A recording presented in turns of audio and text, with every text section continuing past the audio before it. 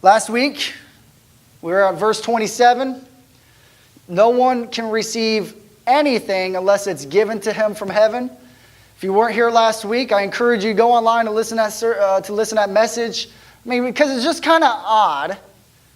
Why does John the Baptist say no one can receive even one thing unless it's given to him from heaven? That just, to me, seems odd. That's like me saying you can't receive anything unless it's given to you from earth. Can heaven give something? And so we looked at that last week, and we kind of dug through that. And so I want to encourage you, go online and listen to that. This week we're looking at verse 29. We're just plowing through John, making leaps and bounds. 2 verses later, it says, the one who has the bride is the bridegroom. The friend of the bridegroom who stands and hears him rejoices greatly at the bridegroom's voice. Therefore, this joy of mine is now complete. All right, so my goal is that last phrase. I want to instill John's joy into your heart. That's my goal today. It's my desire. And then next week, we're hurtling ourselves all the way to verse 30. Just the next word. He must increase, but I must decrease. Just kind of outlining where we're going. And I just love what I'm hearing. It's just, I mean, you guys, each verse is just digging up some incredible truths. And when we slow down, it's so, enough that we get to really kind of wring the truth out of these verses. You see, like the phrase, right, this joy of mine is now complete. Well, what is he?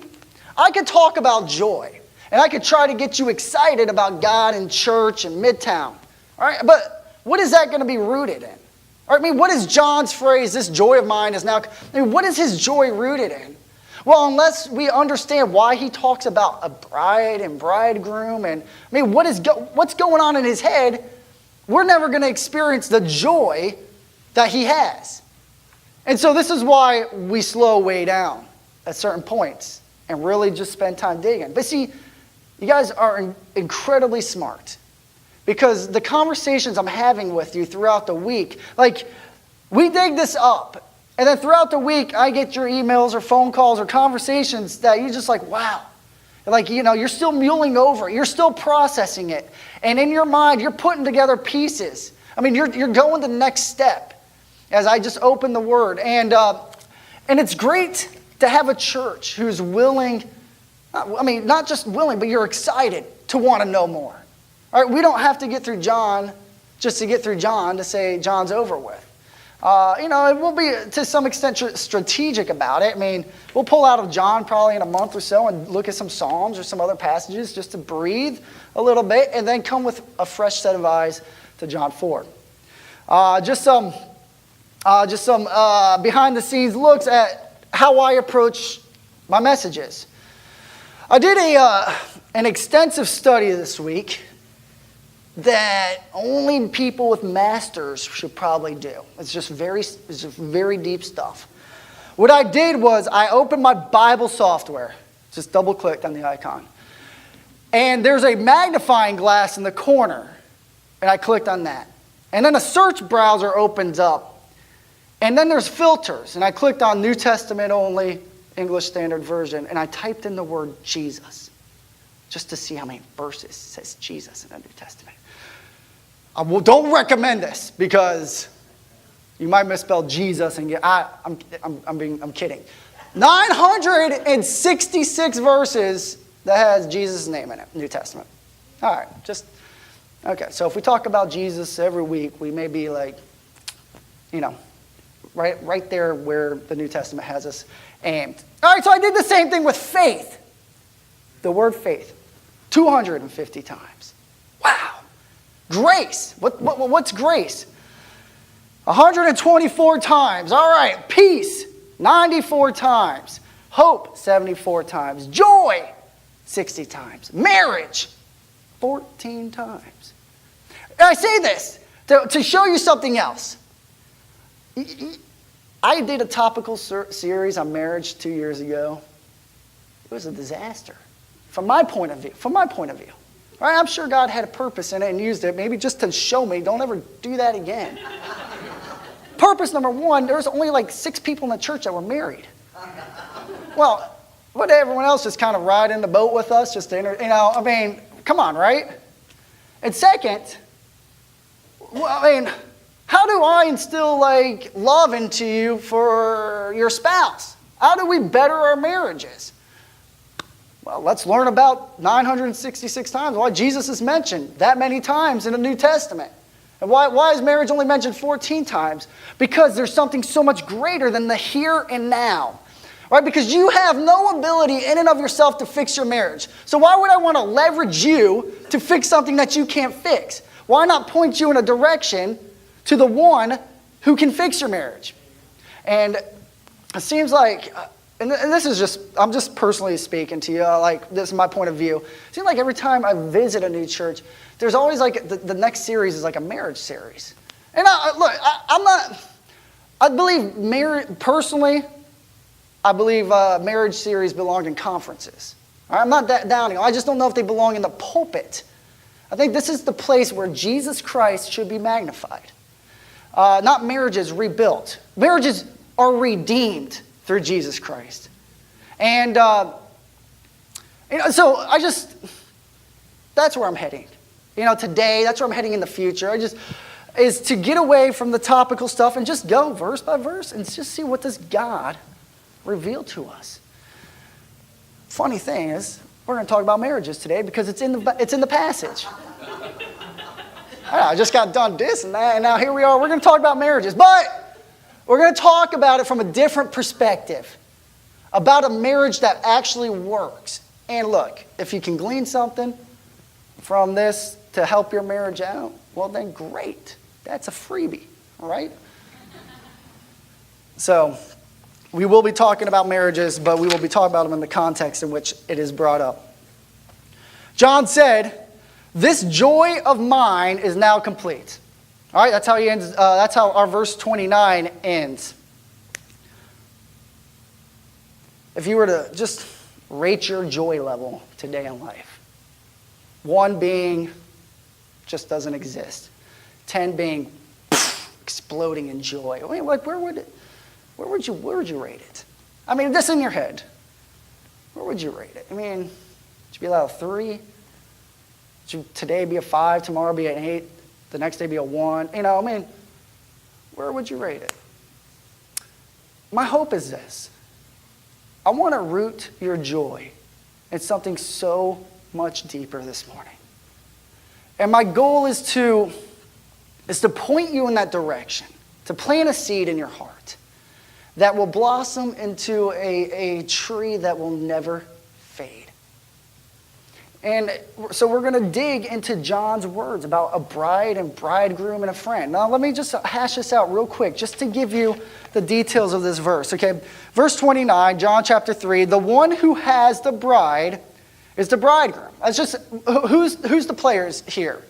The bride are the people coming to Jesus being baptized. All right, I think we could safely say the children of God, the church in a universal sense, the bride. The bridegroom would be Jesus. He's the one being united to these individuals at the river through the baptism. And then the friend of the bridegroom who stands and hears him rejoices greatly. Who's the friend? That's John the Baptist. He's referring to himself as the friend. So 3 key players here. He says, who stands and hears him, the friend of the bridegroom who stands and hears him rejoices greatly at the bridegroom's voice. Therefore, this joy of mine is complete. Now let's go real quick back to the context. If you weren't here last week, what's going on? Jesus was just baptized by John the Baptist. I have no idea how earlier. I'm guessing just months, maybe 3 months. Jesus was just baptized by John the Baptist. John the Baptist, he goes plants himself out in the Judean wilderness, kind of away from civilization. And he's so popular. Mark 1 says everybody knows who he is in the Judean countryside and in Jerusalem. His name is known. People are flocking to him. Mark Balmer of his time, right? Right? That's where you went to find God. Well, funny thing happens. Out of all places there could be water, another guy pops up on the scene, and his name is Jesus, and he's just right down the stream. He's within eyesight, and my guess is they can hear each other talking. That's how close they are. Because of the words, he hears the voice of the bride. I assume that they're that close. The problem is this, is John's disciples and a Jew, we don't know who this Jew is, start having a conversation. They notice something. The people aren't no longer going to John the Baptist, but they're going to the new guy, the rookie, who hasn't even learned how to dunk properly. I mean, he's so new to baptizing from a human perspective, he probably doesn't even know what he's doing. He hasn't gone through seminary, he hasn't had any formal training, and here he is stealing the sheep. Probably their perspective. All right, this is human perspective. John the Baptist, they go to John the Baptist, say, John the Baptist. They say, Rabbi, he who was with you across the Jordan, to whom you bore witness, look, here, he's baptizing and all are going to him. I don't know, maybe John the Baptist is standing there and there's no one there. He's just like, anybody? Anybody? I guess not. I don't know. But there is a definite decrease in the numbers of who are going to John the Baptist. It's a noticeable amount that there's talking going on. And John the Baptist responds by first saying, well, no one can receive even one thing unless it's given to him from heaven. And he says, hey man, you bear witness that I said I'm not the Christ. And then he goes into this phrase that says the one who has the bride is the bridegroom. The friend of the bridegroom who stands and hears his voice rejoices greatly. Therefore, this joy of mine is now complete. John says, in a roundabout way, I'm okay. I'm okay if on the surface I look like a failure because my purpose is now fulfilled. Jesus is being united to his people. That's what he tells his disciples. I want to look at just John's. All right, John the writer. 1 John, 2 John, 3 John, the Gospel of John. John's phrase of this word joy. My joy is now complete. I want to go to a few verses and just pull this out, just to show you something. 1 John 1:4. John says, we are writing these things so that our joy may be complete. John says it there, 1 John 1:4. 2 John verse 12 says, though I have much to write to you, I'd rather not use paper and ink. Instead, I hope to come to you and talk face to face so that our joy may be complete. 3 John verse 4. I have no greater joy than to hear that my children are walking in the truth. This just pours out of John. John's joy is rooted in the fact that people are going to Jesus. That's where his joy is found. Let me give you our church growth strategy around here. I'm being kind of serious with this. Personally, where I stand with evangelism seminars and stuff, yeah, I've sat through several how to evangelize seminars, and what I was taught is you always start by telling the person basically they're a sinner, right? Maybe you've been taught the same thing. Maybe you have a different approach. And the problem is, so basically you destroy the person, right? You're an utter failure. You need help. And I've heard that over and over and over and over and again where I actually believed it, right? And now, I'm a child of God. And then they go to the good news. Well, let me tell you about Jesus. And for me, I'm talking for me. I've talked to several of you this morning and asked you about how you came to know Jesus and evangelism and whatnot. And God used all different approaches. So you got to understand, I'm talking to you as Greg Harris, the pastor here, not as a general truth. This is where my preference is for us, is to not have these evangelism trainings. I want to tell you what I believe is better for us. But so here's what I struggled with. Up to maybe a year ago, I struggled with the fact that I'm a failure. I could never root myself in the love of God, but yet that was a result of being told over and over again that you're a failure. That you are a sinner, that you have nothing good in and of yourself. Well, I'm not saying that's inaccurate, but for me, it was at the best starting point because it took that much longer to believe that anybody would want to love me. So my perspective as of right now, this moment, is, well, what if we start with the good news? And what if we start with how much somebody loves that person? And in that, we read Scripture and we reveal who we are. Instead of starting with the bad news first. And maybe this is where you're at this morning. Maybe you've been struggling for years. I'm a failure. I'm never going to amount to anything. How can God love me? Maybe it was because the initial seed that was planted was a seed of doubt or a seed of you're not good enough, or, how can anybody accept you because of your sin? And so here's my strategy. Teach you Jesus. Teach you Jesus. And to transfer Jesus' joy into your heart. Because if you find the joy that Jesus had, John the Baptist had, people will want to know where it came from. I'm not going to push you to invite people to church. No. People want to come with you, when we have that joy. I want to teach you. My focus is teach you about Jesus Christ and to make him known. And if God chooses to grow the church or to bring people to him through you, that's God's choice. And I'm okay with that. I can go to bed tonight and next week and not worry about how many people show up or how many people we bring to Jesus. My goal is to get you to know Jesus Christ. And with the evangelism training that I've received, it was always, here's a chart, here's an Excel sheet, or here's a diagram, and it always started with me as a failure. And the problem is I can logically argue just about anybody into that mindset, and they can agree. And then we can have a conversion that's really not a conversion, just that makes sense, So I like the organic approach. God, we are here, and we will learn and learn and learn about your Son. Fill us with your joy. Fill us with your joy. Let that overflow. And the people you bring into our lives, let that joy just spill into their lives. And let us be willing to tell them the good news. And when they're wrestling with who they are, then let us walk them through. What does real repentance look like? What does it mean to turn away from the world and turn to Jesus? What does that look like? John 15. Look at this. John 15, starting at verse 9. Listen to this good news. As the Father has loved me. All right, Jesus is talking. He's saying, God the Father, as he has loved me. Let me tell you, is there any purer love than what flows between God the Father and God the Son? There's no impurity in that love. As the Father's loved me, Jesus says, so have I loved you.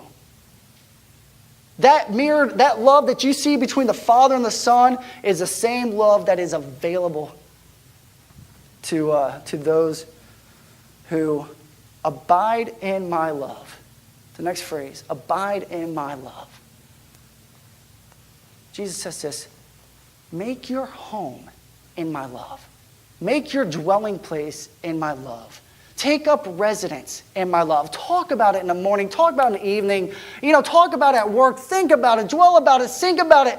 Take your kids by the cheeks and remind them Jesus loves you as the Father loves the Son. Live in that. Live in that mindset. Abide in my love. Abide. Make your home in the love of Jesus Christ. How incredible is that? To start there. And verse 10 says, if you keep my commandments, you will abide in my love. Just as I have kept my Father's commandments and abide in his love. You see, what Jesus is showing is that the relationship between God the Father and the Son is the mirrored, exact relationship he wants to have with you. Right? And guess what? Jesus was not accepted by his Father because he did X, Y, and Z. But Jesus' nature and everything he was a reflection of the nature of his Father. And so everything we do when we abide in the love of Jesus, what we do is a reflection of the nature of Jesus. And so growing the love of Jesus in our hearts results in us doing the commandments. That's what I believe he's saying there. Verse 11. Jesus says, these things I have spoken to you. The question here is, what is the source of your joy? All right, this is the question I wanted to pose. What is the source of your joy? Because if it's found in anything in this world, this is all temporary. It's all temporal, and there is no guarantee about tomorrow. There's nothing. There's nothing that you have today in this world that you can say with a 100% guarantee you'll have it tomorrow. So Jesus says this, I say these things I've spoken to you, that my joy, Jesus' joy, may be in you. And that your joy may be full. John 17, verse 13. I mean, this is John's heart. I mean, this is all John stuff. John 17, 13. But now I'm coming to you, that these things I speak in the world, that they may have my joy fulfilled in themselves. This is the source of joy. This is where you get that joy that is complete and stays complete type of joy. This is where the smile that is on your face in the morning, you fall asleep to at night. But here's the reality. Here's the reality. Life happens. Right? Life happens. And some of you right now this morning say, well, Greg, this sounds like utopia. I mean, this sounds really good, ideal. But let's just be real for a moment. I mean, am I going to giggle my way through the rest of life because I know Jesus? Right? I mean, am I going to laugh every day? I can't tell you how many, just this week, it seems like I talk almost every week to someone who has a life-altering situation that's brought in their life, be it from health to job. These are huge things. And I talked to a guy this week who just received the news of, old guy. It just doesn't look like he has much more time left. And I can hear in his voice the tone of accepting. And his next words were, but the good Lord is going to bring me through this. And it was interesting, as I was talking to him, and he was telling me about, his situation, his tone changed. And he became a little bit lighter in spirit as he said, hey, but the good Lord is going to bring me through this. See, that's the joy that's complete, that's overflowing. It's not a joy that turns a blind eye to a child being, tragically hurt, or a job loss, or some abuse. That's not the joy we're talking about. We're talking about a joy that is steady, that is a foundation to your emotional responses. John 3:29. The one who has the bride is the bridegroom. The friend of the bridegroom who stands and hears him rejoices greatly at the bridegroom's voice. Therefore, this joy of mine is now complete. So here's how I want to connect you to this joy. I want to talk about why John is bringing up brides and bridegrooms. Dudes in the room, I know this is like, you're so excited right now. My wife this week has been like, we need to start talking about our marriage more. So no, we need to go dig a big hole outside for goldfish. No, I think we should talk about marriage. No, I really think we should dig a hole. I understand marriage conversations aren't like top on the list. But there are principles in what John is saying that will ignite a joy that is unstoppable. So there's two Jewish customs I want to talk about in their marriage ceremonies to bring this out in hopes to bring you to Jesus so that his joy may be fulfilled in you. The first is the Jewish custom of a bride price. Guys, have you ever thought about purchasing your bride? How much is she worth to you? Don't say it out loud, but this was a Jewish custom. About John the Baptist's time, it was a fading custom, but it was still well known. Okay? Now, John is not alluding to a bride price in this passage. Let me just say this. But I do believe, since the passage opens up the idea of marriage and a Jewish custom of marriage, that I can speak on this. All right? It's found in Scripture. Go to Exodus 22, 16, and 17. If a man seduces a virgin who was not betrothed and lies with her, he shall give the bride price for her and make her his wife. If the father utterly refuses to give her to him, he shall pay money equal to the bride price for virgins. Okay? So here's what would happen. The bride would not always know about this, but the groom, the bridegroom, and the father would sit down and negotiate a price for the bride. All right? And if the father does, no, she's worth way more than that, well, then there was a set price. I think it was 50 shekels. Not sure how much that is today. I just want to sound smart. 50 shekels, because I read that somewhere. 50 shekels for a virgin bride. Okay. So, to give you a better picture of bride price and how this negotiation worked out, Genesis, right? Remember Jacob? How long did he work for Rachel? 7 years. And lo and behold, there was Leah. So let's go work another 7 years. That was the negotiated bride price that Laban set for his daughters. All right? That's how much his daughters were worth to him. 7 years. I don't know if he really put a price tag on it. But 7 years. And Jacob was willing to pay it. And he did. And when the time was right and the bride price was paid, then he and his wife, the bridegroom and the bride came together. I want to jump to Hosea chapter 2, 19 through 20. God says through Hosea, and it says, I will betroth you to me forever. This word betroth is just shy of marriage, all right? We think of our engagement period, but yet it was as serious as marriage minus these sexual relations, all right? So basically, God is saying, I will unite yourself to me. I will betroth you to me forever. I will betroth you to me in righteousness and justice and steadfast love and in mercy. I will betroth you to me in faithfulness, and you shall know the Lord. God says, I will unite yourself to me in righteousness, justice, steadfast love, mercy, and faithfulness. All right? Those are his vows to us that he will not break. Righteousness, justice, steadfast love, mercy, and faithfulness. You see, here's our thing though. Our love, we don't know it as steadfast. We know it as it comes and it goes. But God says steadfast love, a love that never, never, never ends.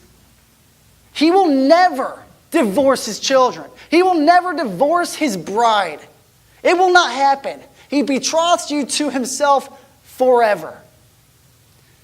But there's a price that has to be paid for you. Go to 1 Corinthians 6:20. I want to just show this this fact that you cost something.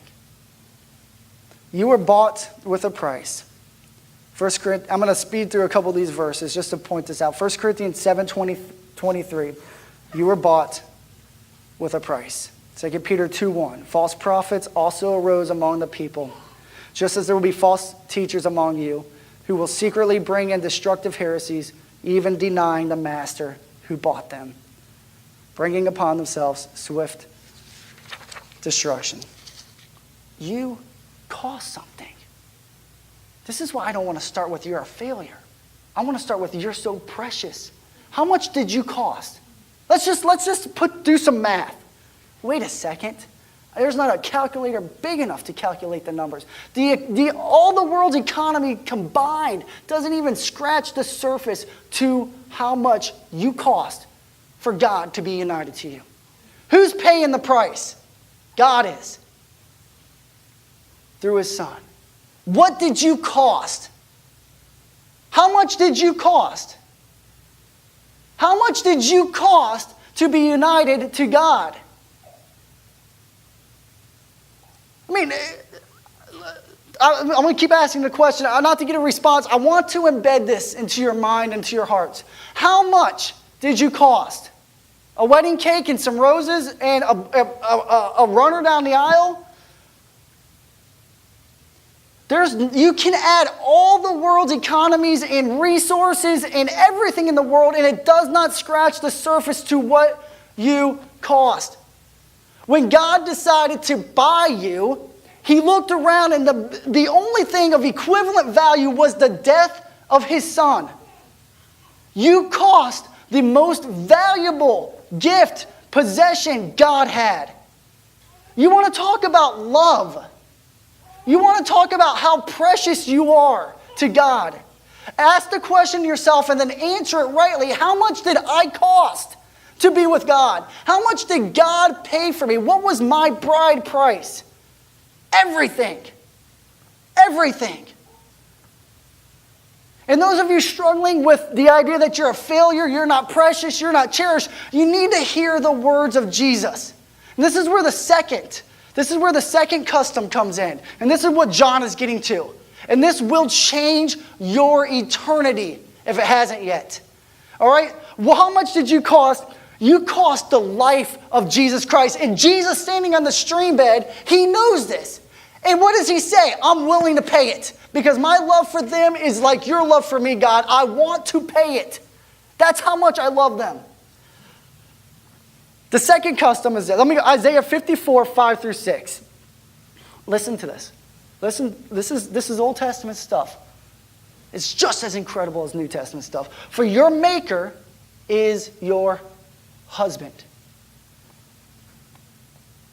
The word maker, I really believe, is referring to Jesus. You go to John 1, you go to Colossians 1, and we see Jesus is the active creator in the world. He is the one who breathed life into you, the life of the Spirit. He is the one who enacted creation. He is your maker, and he is your husband. The Lord of hosts is his name, and the Holy One of Israel is your Redeemer. The God of the whole earth he is called. Listen to this. For the Lord has called you like a wife deserted and grieved in spirit, like a wife of youth when she is cast off, says your God. I believe when it says your God, we're talking God the Father, and the Lord of hosts is Jesus. Here's what happens in the Jewish time. All right, so the ceremony takes place, and there's a marriage chamber. And this is where the marriage is consummated. It's made complete, and the bridegroom's in there, and he's waiting for his bride, and the bride walks in, and here's the tragedy that can happen. The groom doesn't love his wife and rejects her. And if you've been through this, guy or gal, and you've felt rejection from a spouse, you know what it's like to be deserted and to be rejected. And what does it say? Listen, for the Lord has called you like a wife deserted and grieved in spirit. This is what it's referring to. A wife who's been married and walked out on. Like a wife of youth when she is just cast off like trash. Some of you have walked through that, and you know the emotions that come about, the rejection. And Jesus says, hey, you over there in the corner, that you over there who believes no one will ever love you again. You over there who you can't trust guys or you can't trust girls, come to me. I want you to make your house in my love. Come here. Come here. I mean, he's standing on a riverbed. And I just imagine the next person in line. I don't know if they had lines back then. I don't know, maybe it was like Disney. It was like 45-minute wait, man. This will be worth it. The next person in line. The guy just gets dunked.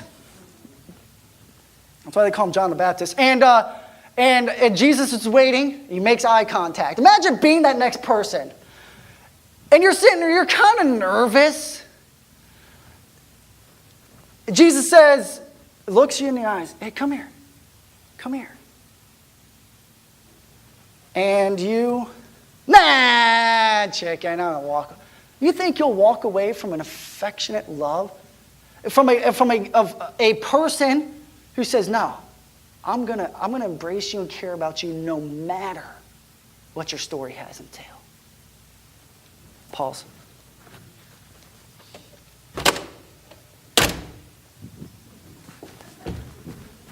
No matter what your story has entailed, I want you. And he calls your name. Greg, Sarah, Becca, Jeff, come here. He knows my name. That's spooky. Right? He calls you. Here's the second Jewish custom. And this is what John's referring to. There was the friend of the bridegroom would be like our best man, except the burden of the ceremony was on his shoulders. If it failed, if the groom did not accept the bride, he would take it upon himself as if he failed. Okay? And so the bridegroom, the friend of the bridegroom and the groom would put together the details, and they would go, instead of from friend to friend, it would be a business-like type of relationship in that time. Where's the wine? We have enough wine. How's the bride doing? What the marriage chambers is all set up. It was a business-like discussion between the bridegroom and the friend of the bridegroom, because the friend was the one making it all happen. All right? It's important. These details, and you're going to see why in a second. And so there came a point in the ceremony where the groom would say to the friend, "Go get her. It's time." Okay? And he would go into the chambers. The bridegroom would go into the chambers, and the friend would go and get the bride. And there would be a procession. Everybody would walk with the bride to the marriage chambers. You got to understand, the friend, everything, is the tension on the friend at this moment is great. Because if he doesn't accept her, the friend failed. In his mind, he failed. But if he accepts her, then the friend's job was complete, and his joy was complete. So he would bring her to the chamber, usher her in, and the door would be shut. How would he know if the bridegroom accepted the bride? They would listen. What would they listen for? Not what some of you are thinking. Let's get that out of there. The last tone the friend of the bridegroom heard was a man who was doing business. A structured tone, "Go get her." And he would listen for the tone of the bridegroom to change to an affectionate, receiving tone. "I accept you." That's what they were listening for, the tone. Did his tone change from business to affectionate, to acceptance, to love? And if it did, the friend could relax and say, "My job is done." John says this: the friend of the bridegroom who stands and hears him, he rejoices greatly. He hears him. He rejoices greatly at the bridegroom's voice, because there was acceptance in it. And he says, "Therefore, this joy of mine is now complete." This is why I think John the Baptist and Jesus were within earshot. I bet you John could hear Jesus' tone. He could hear Jesus' voice, the acceptance. "Come, you're next. Come on. Be united to me." And he said he doesn't care about anything else in the world except the fact that Jesus is accepting his bride. And his bride is going. What does this have to do with joy? Because the man who is the source of joy, people were walking to him, being united to joy for the first time in their life. And Jesus' joy was being fulfilled in them, was being moved into them. Where are you at this morning? What's that scale number? 1 through 10? How would you gauge your joy? In and out of it? Out of it? You're experiencing it, but you know there's more? There's a couple joy killers out there I'm going to just bring up real quick. Fear. Right? Fear will kill joy inside of you. But I don't need to have a message about fear and how to get rid of fear. I need to direct you to 1 John 4 and read, and we know perfect love casts out all fear. What's another joy killer? Anxiety. Right? If you're anxious about tomorrow, what tomorrow has in store, well, I don't want to preach to you about anxiety and how to take care. I want to take you to Philippians 4. Cast it all on the one who has total control. What about worry? Some of you stay up at night just worrying about your kids because you love them, or you worry about the society, or you worry about the next war. Right? Joy killer. What about stress? Some of you are carrying the burden of the world on your shoulders. The problem is with these 4 things is none of this is in your control. None of it. The only one who can control it is the one calling your name. And all they needed to do, that the next person needed to do, was take that next step to Jesus, the one who can control it all. The common action verb, if you want to call it action verb, to take care of all this is faith, is trust in the one who has absolute control. If your joy is not complete this morning, I want to turn your attention to the one calling your name and saying, abide in my love. Make your house, your home in my love. And believe him. Trust him. Place your faith in him. One more joy killer, and it's sin. I know this one very real. I mean, it's so real to me. I want to close with a story about my daughter. And I was watching her a couple days ago. She was sitting on my stomach, and I was like 90% asleep. And she was watching Paw Patrol. And she was coloring on this Etch-a-Sketch thing that had a plastic pen, and you can color, and it brings the metal to the top, and it got the magnet.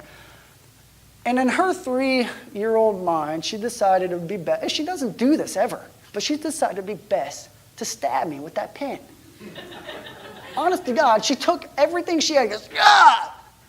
And I'm like, ow! And I mean, I'm half asleep, and I'm like, that really hurt. And then I did something that I regret doing. I got out of my location of the couch, and I moved myself to the recliner. And I know in my mind, part of that was, I'm going to some love to teach you a lesson. And I hate that. I hate that I want to teach my daughter a lesson by removing myself from her presence. I mean, I absolutely hate that in me. But I didn't do anything about it. I just moved myself. It was my gut reaction. And I want my gut reaction, fathers, mother, I want our gut reaction to be, you're going to abide in my love no matter what you do to me. You impale my eyeball with that plastic pen, my gut reaction is going to be wrap my arms around you, and we're going to have to talk about this, hon. But I still love you. So, there I am in my recliner, falling asleep again, and she watches another Paw Patrol. I saw it in her face when I moved. She just turned somber. And she didn't throw a fit or anything, she just turned somber. She knew what she did wasn't the best thing in the world, and she kind of just watched Paw Patrol. Stayed out of my space, give Daddy his room. And at the end of that Paw Patrol episode, I just feel a little hand on my leg. Daddy. Looking for pens or any type of sharp object. She goes, I'm sorry for hurting you. I didn't know what to do. I haven't taught her how to apologize. Outside of, you say you're sorry. I haven't taught her how to, I can't teach that in the heart of my child outside of maybe replicating it to her or showing her myself. Daddy, I'm sorry for hurting you. And I was like, I said, what did you say? I'm sorry for hurting you with my plastic drawing pen. I was just blown away. And all of a sudden, why did I pull my love from her? She's the one healing this. And I looked at her and I said, you want to sit on my lap? She goes, yeah. So she sat on my lap. And you could tell that my smile was coming back. My daughter loves me and I love her. I'm the best dad in the world. I didn't do anything. And then she goes this. She goes, Daddy, you're happy now? I'm not making any of this up. I'm really not. I try not to make up stuff, but this is definitely not a made-up thing. And I go, I am happy. And I go, are you? And she goes, I'm happy. And we just sat there and watched Paw Patrol. And then she goes, snack? Can I have a snack now? Yeah, back to the, so maybe there's something that you are struggling with, a weakness, a temptation, something you're falling to, and that joy is gone. Daddy, I'm sorry. Guess what? He never removed himself from the couch to the recliner. He was like, oh, you can still sit on me. That's all right. I mean, his love is unfathomable. And like, I leave that situation, and Beck and I were talking, like, we want our gut reaction to be that reaction of love. Church, Midtown, I want that to be our gut reaction when our enemies harm us. I want that to be your gut reaction when someone in this church says something and does something to harm you. Abide in my love, because I know love, because I've been loved. And if you're struggling with joy this morning, and if it's because of something you are struggling, a weakness, as Hebrews puts it, a sin issue, a weakness,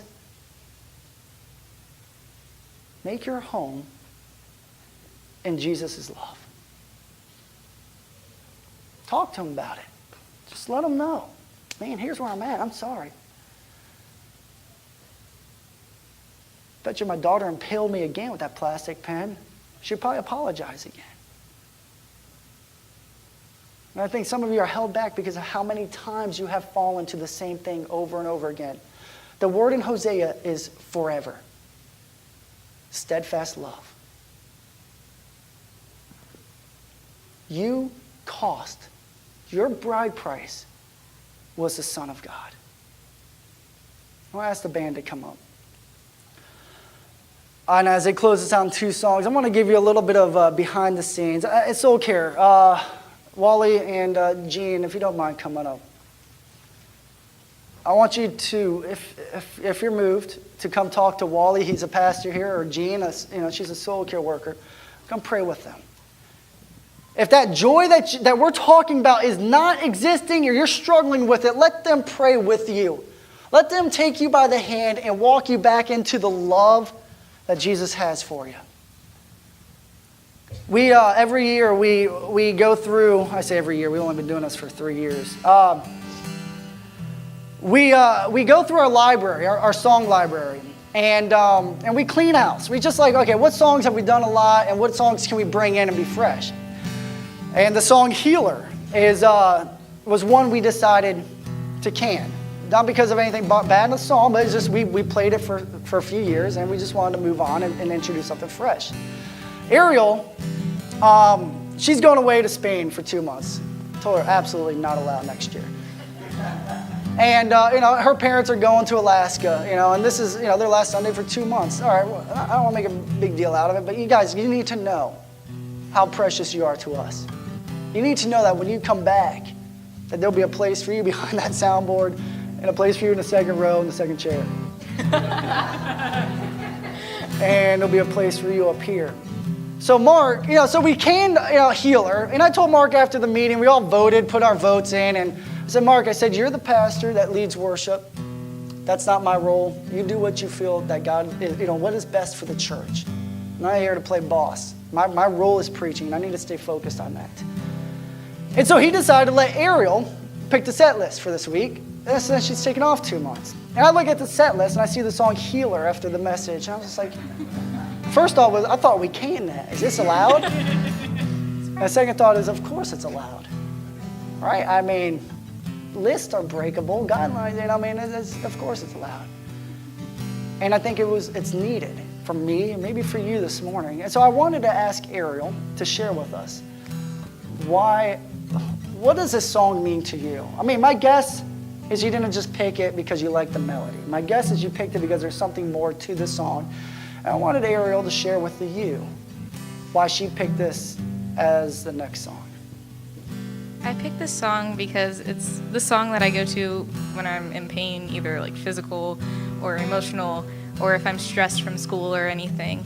I go to it because it says that I trust in you. I trust in God, that He's going to heal. So I have to give all my stress and all my pain to Him, even though it's hard. And I just have to let it go. And I just wanted everybody here to have a song too, like that. So that's why I chose this song.